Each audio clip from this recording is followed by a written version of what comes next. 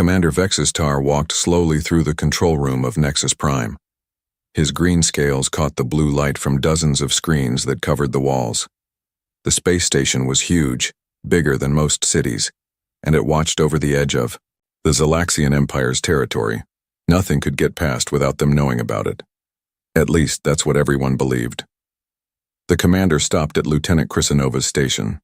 She was young for her rank, with bright yellow eyes that never missed anything on her screens. Her fingers moved quickly over the controls as she checked the sensor readings for the third time that hour. "Anything unusual today?" Vextar asked, his voice making a low rumble in his throat. "No, sir. Everything looks normal," Krisnova replied. But something in her voice made the commander look closer at her screen. The space around them looked empty. Stars dotted the darkness like tiny diamonds, and the familiar shapes of planets and moons showed up as small dots on the display. Trade ships moved along their regular routes, sending out the proper signals to identify themselves. Everything seemed peaceful, but Krisnova couldn't shake the feeling that something was wrong. 3 hours later, she saw it. A tiny blip on her screen that shouldn't be there. It appeared for just a second, then vanished. She blinked and looked again, but the screen showed nothing unusual. "Sensor glitch," she whispered to herself. These things happen sometimes. The equipment was old and space had strange effects on electronics. She made a note in her report and continued watching. The blip appeared again 20 minutes later. This time it lasted longer, maybe 3 seconds. Krisnova felt her heart beat faster. She ran a quick diagnostic on her equipment. Everything checked out perfectly. Far away, in the darkness of space, something moved. The USS Defiance cut through the void like a knife through black silk. The ship was enormous, stretching nearly 2 kilometers from bow to stern.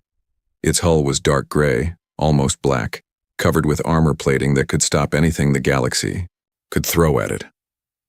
Captain Jake Morrison stood on the bridge watching the stars through the main view screen. He was a tall man with short brown hair and serious blue eyes.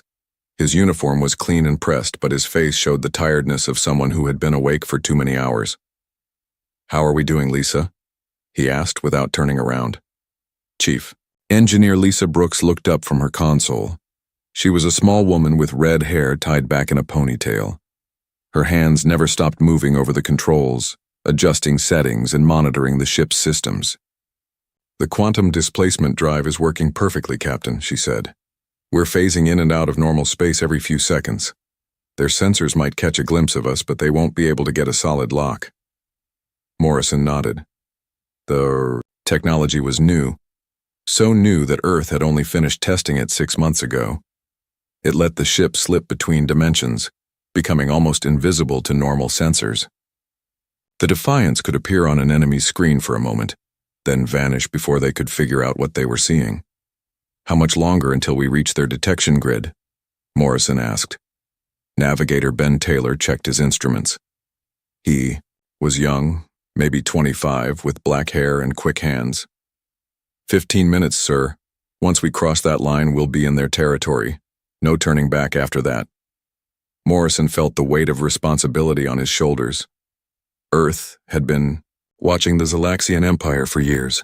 They had seen world after world fall to the Empire's armies. Millions of people had been enslaved or killed. The Empire thought it ruled the galaxy, and no one had ever challenged them. Until now. "Remember, people," Morrison said to his crew, "we're not here to start a war. We're here to show them that humanity exists and that we won't be pushed around. But if they force our hand," he didn't need to finish the sentence. Everyone on the bridge knew what the Defiance could do. The ship carried weapons that could crack planets and shields that could stop anything the Empire had. But Morrison hoped they wouldn't need to use them. Back on Nexus Prime, Krisnova was getting worried. The mysterious blip was appearing more often now, and it was getting stronger. She had run every test she could think of, but her equipment kept telling her the same thing. Something big was out there, something that shouldn't exist. She called over sensor technician Mordak, an older soldier with scars on his face from the war against the Kelvin rebels. He looked at her screen and frowned. "What am I looking at?" he asked. "I don't know," Krisnova admitted. "It shows up for a few seconds, then disappears. But look at the size readings. Mordak's eyes went wide. According to the sensors, whatever was out there was huge, not just big for a ship, but bigger than anything in the Imperial fleet, bigger than their largest battleships. This has to be a mistake, Mordak said. Nothing that size could get this close without us seeing it. But even as he spoke, the blip appeared again. This time it stayed on the screen for almost 10 seconds, long enough for the computers to get a partial reading. Long enough to see that it was artificial, made by someone, not a natural object. Get Commander Vextar, Krisnova said, her voice shaking. Get him now. The USS Defiance continued its silent approach. In the ship's war room, intelligence analyst Tom Walker studied maps of the Zalaxian Empire. He was a quiet man who saw patterns, where others saw chaos. His job was to understand their enemy, to know how they would react when humanity finally revealed itself. They've never faced a real challenge, Tom said to Captain Morrison. For 1,000 years, they've conquered everyone they've met. They think they're invincible. Good, Morrison replied. That means they won't be ready for us. Security Chief Nick Rodriguez checked his weapons one more time. He was a big man with steady hands and eyes that missed nothing. His job was to keep the crew safe no matter what happened next. Captain, Lisa Brooks called out. We're approaching the outer detection grid. Do you want me to increase our phase variance? Morrison thought for a moment. They could make themselves even harder to detect, but that would also make it harder to send their message when the time came. And they would need to send that message soon. Maintain current settings, he ordered. Let them see us. It's time. They knew we were here. The Defiance crossed into Zalaxian space like a ghost ship entering a harbor. Behind them lay Earth and everything they were fighting to protect. Ahead lay the unknown, and the most powerful empire the galaxy had ever seen. But Jake Morrison and his crew were ready. Humanity was about to announce itself to the galaxy, and nothing would ever be the same again. Commander Vexitar rushed to Lieutenant Krisnova's station. His boots made heavy sounds on the metal floor as other officers turned to watch. The control room had gone quiet except for the soft hum of computers and the beeping of warning signals. Show me, Vextar said, his voice tight with worry. Krisnova pointed at her screen. The mysterious object appeared again, this time staying visible for almost 15 seconds. The computer worked hard to analyze what it was seeing, and the results made no sense. Sir, the readings show something 2 kilometers long, she said. The computer says it's made of metal and other materials we don't recognize. But that's impossible.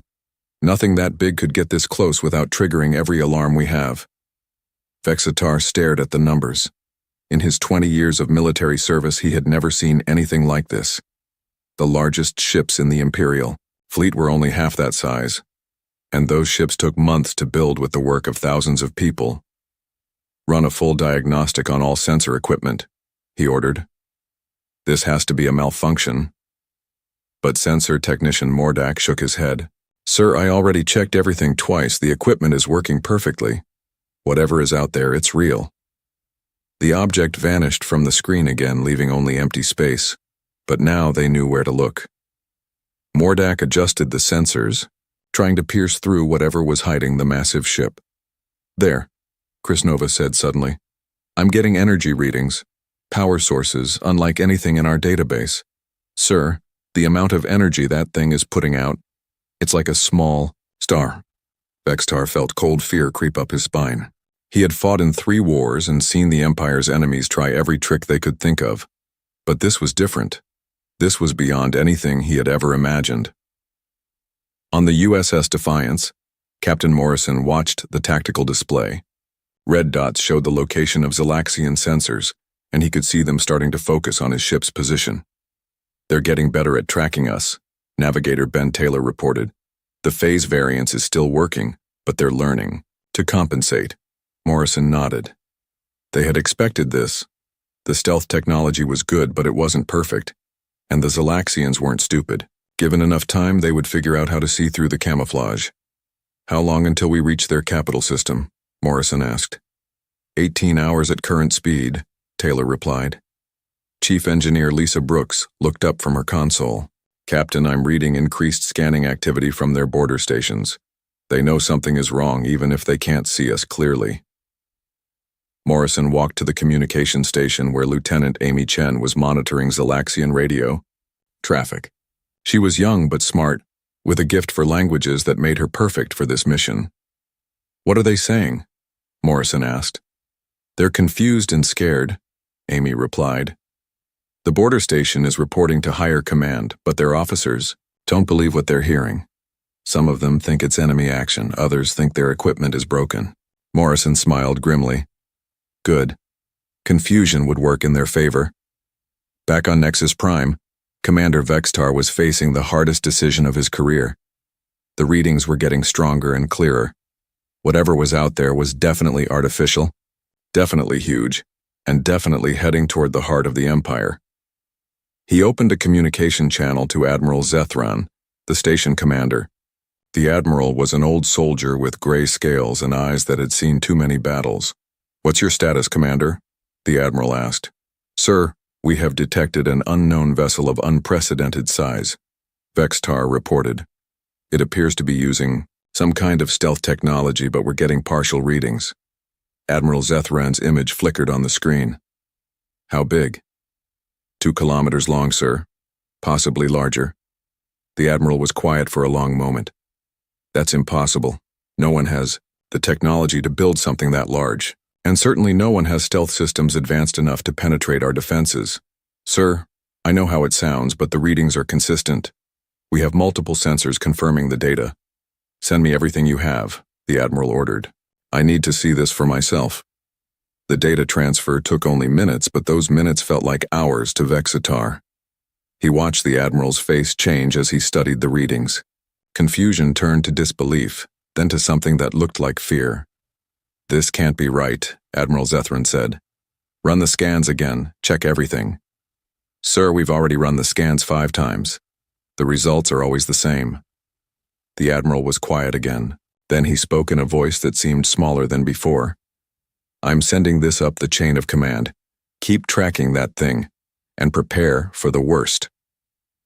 On the bridge of the Defiance, Morrison was reading reports from his officers. Every system was working perfectly. The crew was ready for whatever came next, but he knew the next few hours would be the most dangerous of their mission. Tom, he called to intelligence analyst Tom Walker.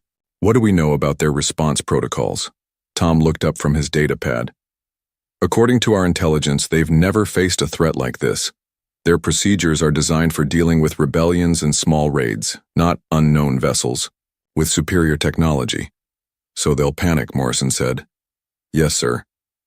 And panicked people make mistakes. Morrison hoped those mistakes wouldn't include starting a shooting war, but if they did, the Defiance was ready. Lieutenant Krisanova watched her screen as the mysterious object appeared and disappeared. Each time it showed up, the readings were a little clearer. She could see weapon ports along its hull, armor plating that looked incredibly thick, and energy shields that made their best defensive systems look like toys. Mordek, she called quietly. Look at these weapon signatures. The older soldier studied her screen and went pale. Those aren't in any of our databases. The power levels are off the charts. What kind of people could build something like this? Krisanova whispered.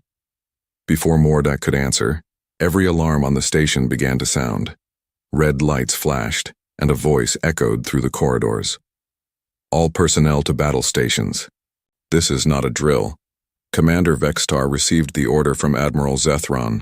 Mobilize every ship in the sector. Whatever was coming toward them, they would meet it with everything they had.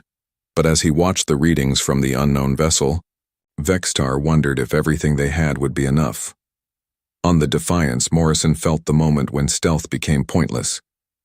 His ship was deep in enemy territory now, and there was no turning back. It was time to announce humanity's presence to the galaxy. Open a channel on all frequencies, he ordered. Communication Officer Kate Sullivan nodded. Channel open, sir. Morrison took a deep breath. The next words he spoke would change the course of galactic history. This is Captain Jake Morrison of the human vessel USS Defiance. We come seeking dialogue with your Empire's leadership.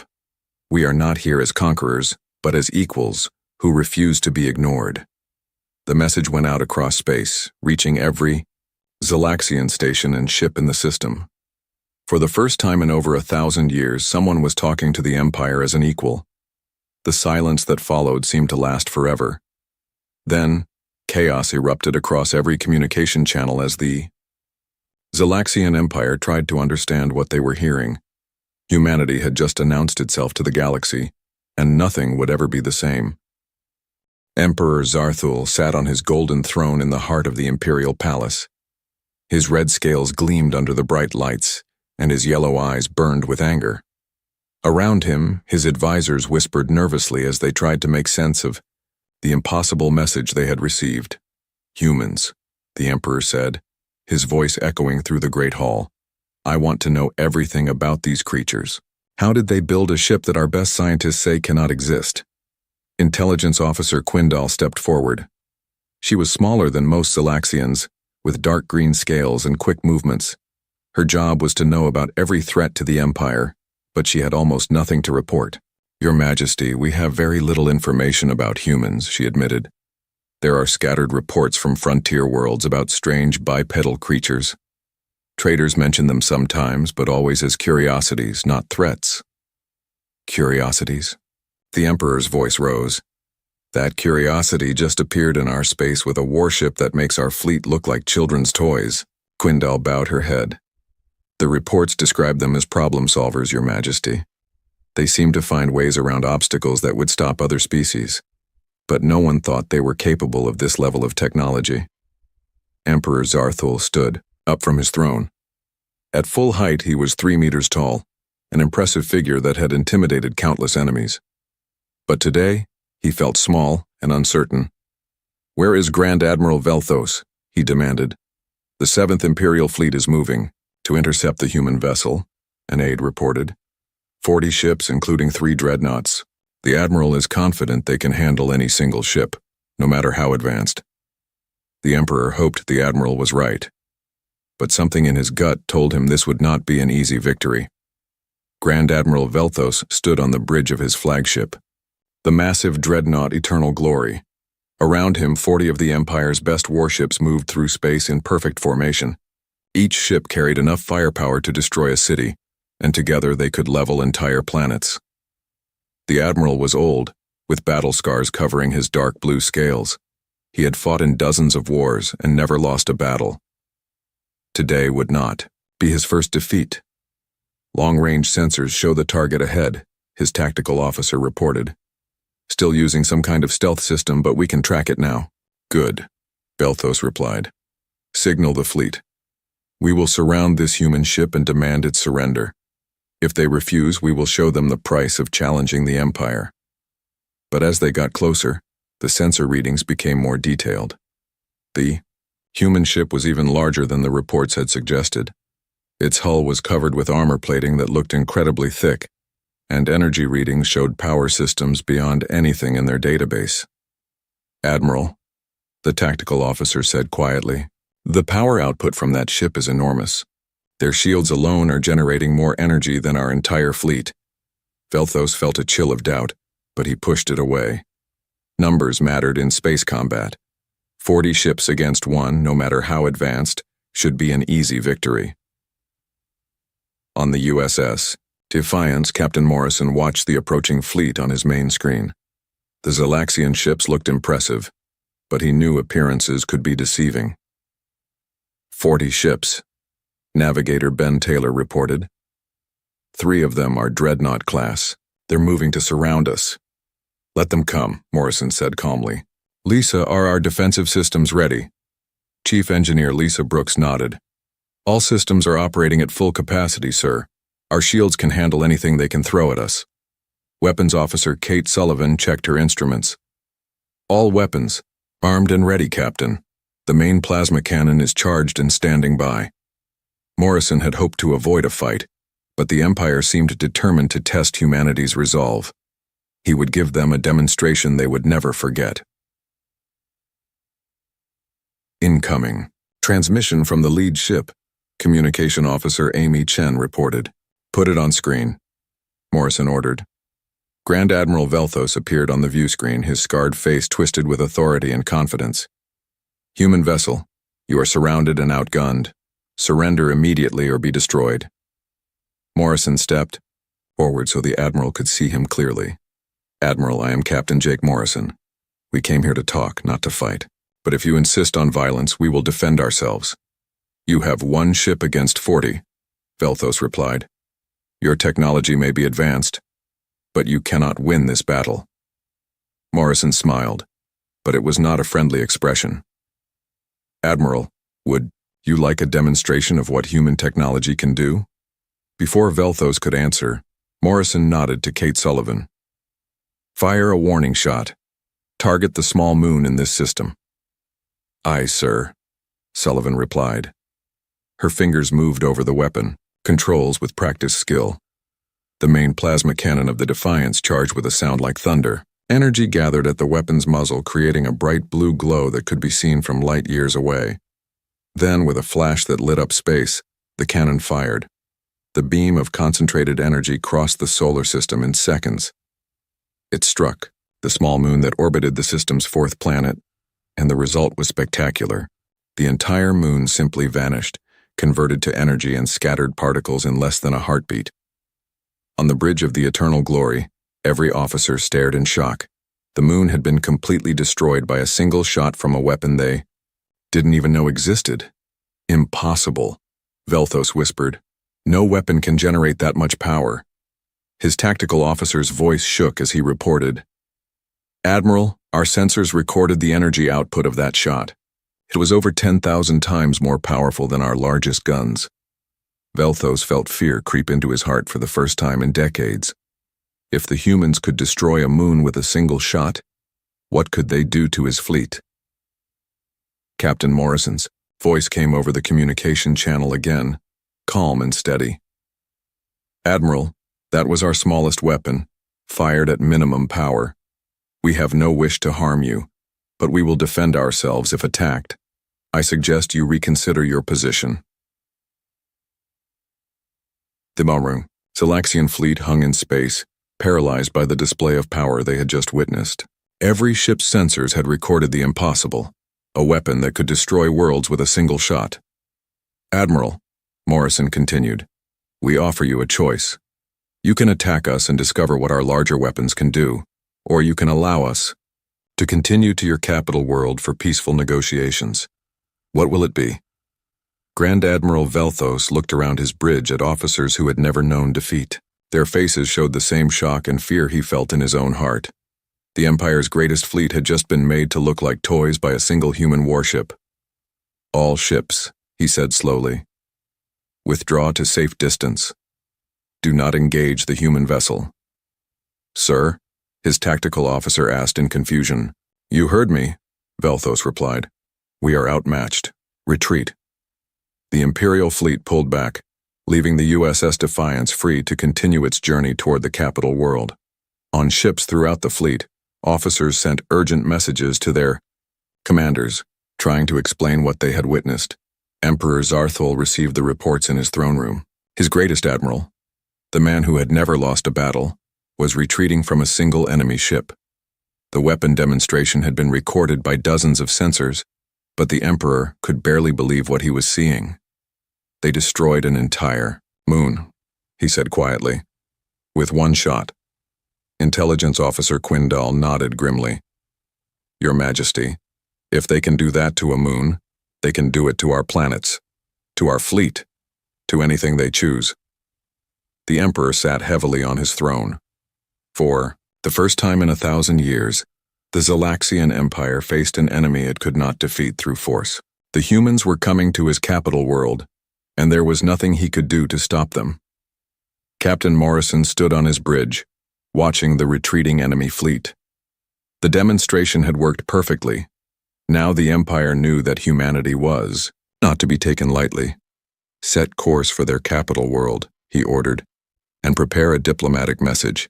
It's time to have a real conversation with Emperor Zarthul. The USS Defiance continued through space, carrying with it the future of human-galactic relations. Behind them, an empire tried to understand how everything they thought they knew about power and technology had just changed forever. The USS Defiance appeared in the skies above Zalaxia Prime like a storm cloud blocking out the sun. The massive human battleship moved slowly through the planet's orbital defenses, which suddenly looked like toys compared to the alien vessel that had just arrived. On the planet's surface, 12 billion Zalaxians looked up at their sky and saw something that had never happened before. A foreign warship hung above their capital world, and their mighty fleet had been unable to stop it. Captain Jake Morrison stood on his bridge, looking down at the planet through the main view screen. The world was beautiful, with blue oceans and green continents covered in gleaming cities. But he knew those cities were filled with people who had built their civilization on the conquest of others. "Orbital defenses are tracking us," Security Chief Nick Rodriguez reported. 24 defense platforms, each one armed with heavy plasma cannons, but they're not firing. "They learned their lesson," Morrison replied. "After what happened to their fleet, they know better than to attack us." Chief Engineer Lisa Brooks monitored the ship's systems as they maintained orbit above the enemy capital. "All systems running smoothly, Captain. The quantum displacement drive is standing by in case we need to leave quickly." Morrison nodded. They were deep in enemy territory now, surrounded by potentially hostile forces. One wrong move could turn this diplomatic mission into the start of a galactic war. "Any response from the planet?" he asked. Communication Officer Amy Chen shook her head. "Nothing official yet, sir, but I'm monitoring their news broadcasts. The whole planet is in chaos. Some are calling for immediate attack, others want to negotiate. Their government seems paralyzed." In the Imperial Palace far below, Emperor Zarthol paced back and forth in his private chambers. His advisors had been arguing for hours, but no one could agree on what to do. The human ship hung above them like a sword, and everyone knew it, could destroy their world with a single shot. "We have to attack," General Kexmore insisted. He was the Emperor's military advisor, a scarred veteran who had never backed down from a fight. "If we show weakness now, every world in the Empire will think they can challenge us." "Attack with what?" Intelligence Officer Quindal replied. "They destroyed a moon with one shot. Our orbital defenses would be useless against them." Princess E. Nexara sat quietly in the corner, listening to the debate. She was young for a member of the royal family, with bright silver scales and intelligent green eyes. Unlike the others, she had been studying the intercepted human transmissions, trying to understand what these strange creatures really wanted. "Father," she said finally, "perhaps we should listen to what they have to say." Emperor Zarthol stopped pacing and looked at his daughter. "You think we should negotiate with them?" "They could have destroyed our fleet," Nexara replied. "They could have fired on our planet as soon as they arrived. But they haven't. They said they wanted to talk, and so far they've kept their word." General Kexmore made a sound of disgust. "They're waiting for us to show weakness. The moment we agree to negotiate, they'll know they've won without a fight." "Haven't they already won?" the princess asked quietly. "They're sitting above our capital with a weapon that can destroy worlds. What more do they need to prove?" The Emperor was quiet for a long moment. He had ruled the Empire for 30 years, and in all that time no one had ever challenged his authority. But now he faced a choice that could determine the fate of his entire civilization. "Send them a message," he said finally. "Tell them I will meet with their representative." On the Defiance, Morrison received the Emperor's response with relief. He had been prepared for a fight, but diplomacy was always the better option. "Ambassador Johnson," he called to his diplomatic officer. "You're up." Claire Johnson nodded and gathered her files. She was a small woman with gray hair and calm eyes that had seen many negotiations. But this would be the most important meeting of her career. "Tom," Morrison said to intelligence analyst Tom Walker, "what can you tell us about their emperor?" Tom consulted his datapad. "Zarthul has ruled for 30 years. He's known for being ruthless but practical. He's also never lost. A major conflict, this will be hard for him." "Good," Morrison replied. "Proud leaders make mistakes when they're backed into a corner, but they also know when they're beaten." The meeting was arranged to take place on a neutral space station hastily constructed for the occasion. It was a small structure, barely large, Enough for the two delegations, but it served its purpose. Emperor Zarthul arrived first, surrounded by his guards and advisors. He wore his finest robes and carried himself with the dignity of someone who ruled over 1,000 worlds. But Morrison could see the tension in his posture, the way his eyes kept looking toward the human battleship visible through the station's windows. When Morrison entered the meeting room, the two leaders faced each other for the first time. The Emperor was tall and imposing, his red scales gleaming under the lights. Morrison was smaller and seemingly less impressive, but he carried himself with quiet confidence. "So," the Emperor said, "you are the humans who have caused such trouble for my empire." "We are the humans who refuse to be ignored," Morrison replied calmly. "Your empire has been expanding for centuries, conquering world after world, but you've never encountered a species that could match your technology. And now we have," Zarthul said. "It wasn't a question." "Now you have," Morrison confirmed. "The question is, what do we do about it?" Ambassador Johnson stepped forward with a datapad containing humanity's proposal. "Your Majesty, we don't want to be your enemies, but we also won't be your subjects. We're offering a different kind of relationship." The Emperor took the datapad and scanned its contents. The terms were simple, but revolutionary. Recognition of humanity as an equal power, an end to imperial expansion into human territory, fair trade agreements and technology sharing. "You ask me to treat you as equals," the Emperor said finally. "We don't ask," Morrison replied. "We demand, and we have the power to enforce that demand." Princess Nexara leaned forward. She had been studying the human proposals with fascination. "Captain Morrison, your technology could benefit both our species. Imagine what we could accomplish working together instead of as enemies." Her father looked at her with surprise, but Morrison nodded approvingly. "The princess understands. We're not here to destroy your empire, we're here to change it." General Kexmore spoke up angrily. "The empire has never bowed to anyone. We will not start now." Morrison's expression hardened. "General, your fleet tried to stop us and failed. Your orbital defenses could not prevent us from reaching your capital. Your emperor sits here negotiating because he knows the alternative is the destruction of everything you've built." The room fell silent. Everyone understood the truth of Morrison's words, even if they didn't want to admit it. Emperor Zarthul looked out the window at the human battleship floating in space. A single ship had changed everything. His empire, which had seemed invincible just days ago, now faced its first real challenge in 1,000 years. "What guarantee do I have that you won't simply destroy us once we've agreed to your terms?" he asked. "The same guarantee you give us," Morrison replied. "Our word backed by our actions. We could have destroyed your fleet. We could have fired on your planet. Instead, we're sitting here talking." The Emperor was quiet for a moment, weighing his options. Then he looked at his daughter, who nodded encouragingly. "Very well," Zarthul said slowly. "Let us discuss terms." Ambassador Johnson smiled and opened her negotiation files. The first steps toward a new galactic order were about to begin, and humanity would have a voice in shaping the future of the galaxy. The negotiations lasted 3 days.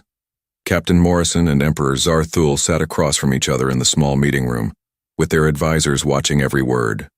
Through the windows, they could see the USS Defiance hanging in space like a constant reminder of humanity's power. Ambassador Claire Johnson spread the final treaty documents on the table. The papers represented weeks of careful work, turning ideas into laws that would govern relations between two civilizations. "The Terra-Zalaxia Accords," she announced. "The first treaty in galactic history where the Empire recognizes another species as an equal partner." Emperor Zarthul picked up the documents and read them one more time. His red scales had lost some of their shine over the past few days. The stress of negotiating with equals was something he had never experienced before. "These terms will change everything," he said quietly. "That's the point," Morrison replied. "Your empire has ruled through fear and conquest for 1,000 years. It's time for something different." Princess Nexara leaned forward eagerly. She had spent hours talking with the human delegation, learning about their technology and their way of thinking. Father, imagine what we could accomplish together. Their fusion technology could power our worlds for centuries. Their medicine could save millions of lives. General Kexmore made a sound of disgust from his corner of the room. We're giving up everything that made us strong. The other worlds will see this as weakness. The other worlds will see it as wisdom, Morrison countered. We're offering partnership, not domination. Your empire can continue to exist, but it must change how it treats other species. Intelligence analyst Tom Walker spoke up from behind. Morrison. General, your empire conquered through superior technology. Now you've met a species with even better technology. You can adapt or be destroyed. Those are your only choices. The Emperor was quiet for a long moment. Then he picked up a signing stylus and wrote his name at the bottom of the treaty. The sound of the stylus scratching on paper seemed very loud in the silent room. Morrison signed next, followed by Ambassador Johnson and Princess Nexara. The treaty was complete. It's done, the Emperor said. The Zalaxian Empire recognizes humanity as a sovereign species with equal rights and territory, and in return humanity offers defensive technology, medical advances, and fair trade agreements. Morrison added, "This is the beginning of a new era." Word of the treaty spread across the galaxy faster than light itself. On every world in the Empire, people gathered around communication screens to hear the impossible news. Their emperor, who had never bowed to anyone, had just signed a treaty with an unknown species. On the mining world of Kepler-7, the draconian slaves looked up from their work as the announcement played over the loudspeakers. For the first time in decades, they saw hope in each other's eyes. If the mighty empire could be forced to negotiate, maybe change was possible for them too. In the laboratories of Centauri Station, Zalaxian scientists studied the technical data that humanity had shared as part of the treaty. The fusion reactor. Designs were centuries ahead of their own technology. The medical scanners could detect diseases that their best equipment couldn't even see. How did they advance so quickly? Dr. Valandra asked her research team. Their species only discovered space travel a few hundred years ago. Her assistant, a young scientist named Mortex, studied the human data with fascination. They think differently than we do. Look at this reactor design. Instead of trying to contain the fusion reaction with force, they guide it with magnetic fields.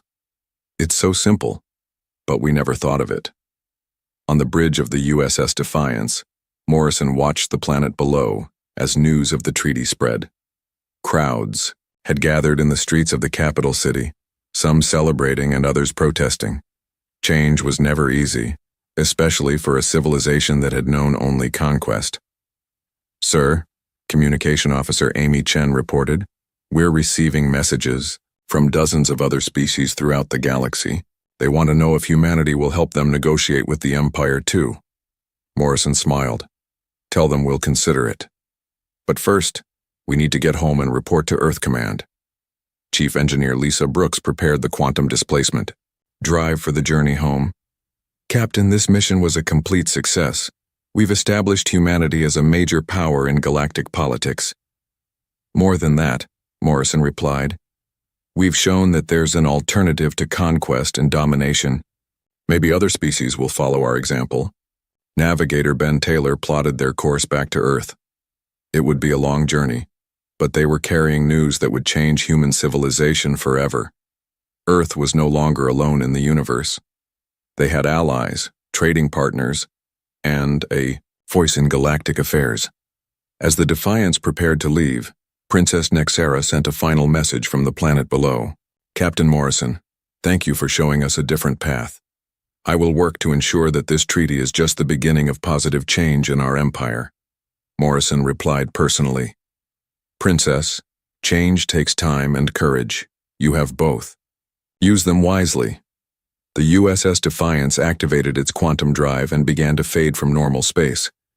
The Zalaxian orbital defenses tracked them as they departed, but this time, there was no hostility. The human ship had arrived as an unknown threat, and was leaving as an ally. Emperor Zarthul stood in his palace looking up at the night sky where the human ship had been. General Kexmore stood beside him, still angry about the treaty. The other sector commanders are demanding explanations. the general reported. Some are talking about rebellion. Let them talk, the Emperor replied. They didn't see what I saw. They didn't face that ship and its weapons. Anyone who wants to challenge humanity can try, but they'll do it without my support. Princess Nexara joined them on the balcony. Father, I've been studying the human technology they shared with us. With their help, we could solve the energy crisis on the outer worlds. We could cure the plague that's been spreading through the Andorian system. And in return? The Emperor asked. We treat other species with respect instead of fear. We offer partnership instead of conquest. It's not weakness, Father. It's evolution. The Emperor looked at his daughter with new respect. Perhaps the young understood change better than the old. 3 months later, news reached Earth that the Calvarian rebellion had ended peacefully. The rebels had negotiated with the Empire using human diplomats as mediators. 2 more species had signed treaties similar to the Terra Xalaxia Accords. Morrison read the reports in his office at Earth Command. Through his window he could see construction crews working on new shipyards. Humanity was building a fleet that could defend their new position in galactic politics. His aide, Lieutenant Ryan Davis, brought him the latest intelligence reports. Sir, we're receiving requests for assistance from 17 different species. They all want help negotiating with various galactic powers. What's our response? Morrison asked. Admiral Stevens says we should be careful not to overextend ourselves. But the President wants to establish humanity as a force for peace in the galaxy. Morrison nodded. It was a big responsibility, but humanity had proven they could handle big challenges. The Defiance had returned to Earth as more than just a ship. It had become a symbol of humanity's emergence as a galactic power. The species that had once been considered a curiosity by frontier traders was now shaping the future of interstellar civilization. And in the depths of space, other civilizations watched and wondered if they too could find the courage to stand up to the powers that had oppressed them for so long. The galaxy was changing and humanity had shown them that change was possible. The age of human diplomacy had begun, and nothing would ever be the same.